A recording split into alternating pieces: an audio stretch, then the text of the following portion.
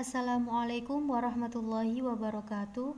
Saya Wifki Nikmatul Ilahi dari kelas Tarjamah 1B dengan NIM 20203081. Di sini saya akan menjelaskan mengenai metode terjemah. Pengertian metode terjemah. Metode merupakan serangkaian kegiatan yang kita lakukan dalam menyelesaikan suatu pekerjaan atau suatu masalah. Jadi segala sesuatu atau cara yang kita lakukan untuk menyelesaikan suatu pekerjaan itu dinamakan metode. Misalnya, kita menerjemah. Seorang penerjemah yang pertama harus memahami teks terlebih dahulu. Yang kedua, mencari kosakata yang dirasa sulit atau yang dia tidak tahu.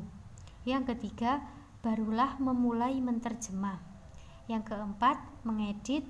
Dan yang kelima, membaca ulang hasil terjemahannya. Nah, serangkaian kegiatan dari awal hingga akhir itulah yang dinamakan metode.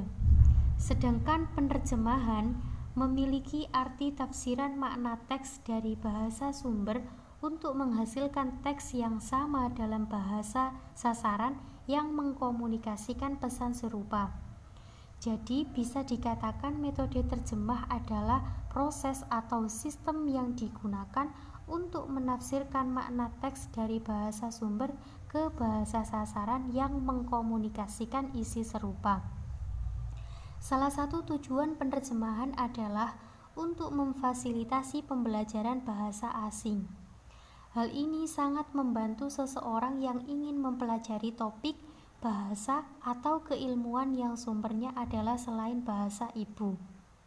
Pemilihan metode penerjemahan harus melalui beberapa pertimbangan yang matang mengenai pembaca sasaran, jenis teks, keinginan atau maksud pengarang teks, dan tujuan penerjemahan tersebut.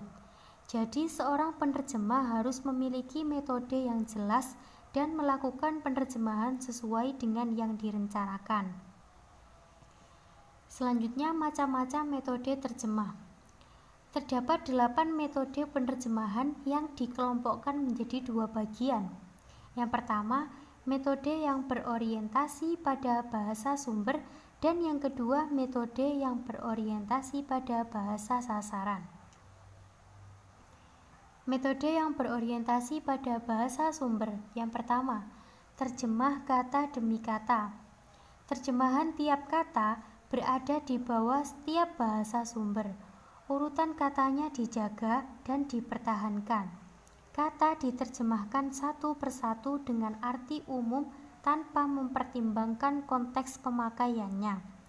Metode ini tidak cocok digunakan untuk menerjemahkan teks sastra yang mengandung kata budaya. Metode ini digunakan untuk memahami cara kerja bahasa sumber sebagai tahap awal penerjemahan. Yang kedua, terjemah harfiah. Terjemahan dilakukan dengan mengkonversi konstruksi gramatika bahasa sumber ke dalam konstruksi gramatika bahasa sasaran, tetapi kata per kata tetap diterjemahkan satu persatu. Metode ini sering digunakan untuk menerjemahkan kata budaya.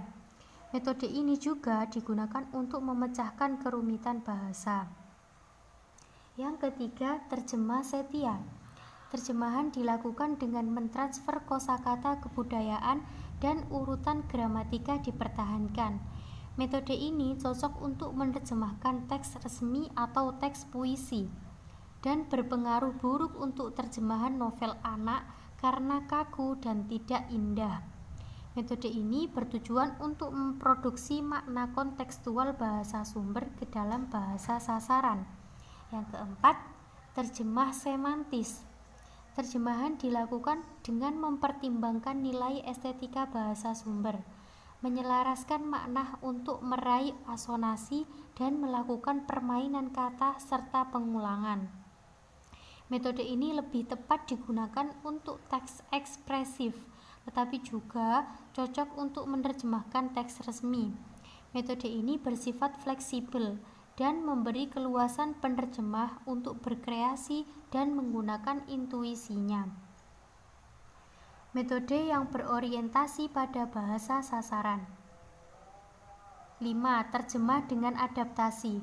Terjemahan dilakukan dengan mengubah kultur bahasa sumber ke dalam bahasa sasaran. Metode ini merupakan metode paling bebas yang banyak digunakan dalam menerjemahkan naskah drama dan puisi dengan tetap mempertahankan tema, karakter, dan alur cerita. Adaptasi menekankan pada pesan, bukan pada kalimat. Yang keenam, terjemah bebas. Terjemahan dilakukan dengan cara menampilkan isi bahasa sumber dalam bentuk bahasa sasaran yang benar-benar berbeda. Penerjemah menghasilkan ulang masalah yang dikemukakan dalam bahasa sumber tanpa cara tertentu. Metode ini tidak cocok dalam menerjemahkan karya fiksi, terutama puisi, karena hanya mementingkan pesan, tidak pada bentuk dan keindahan.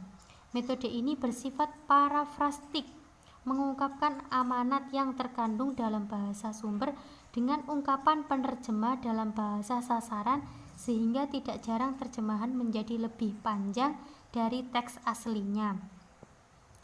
7. Terjemah idiomatis. Terjemahan dilakukan dengan cara menghasilkan ulang pesan bahasa sumber, tetapi cenderung mengubah suasana makna karena penerjemah menyajikan kolokasi dan idiom yang tidak terdapat pada bahasa sumber. Metode ini sangat cocok untuk menerjemahkan karya fiksi.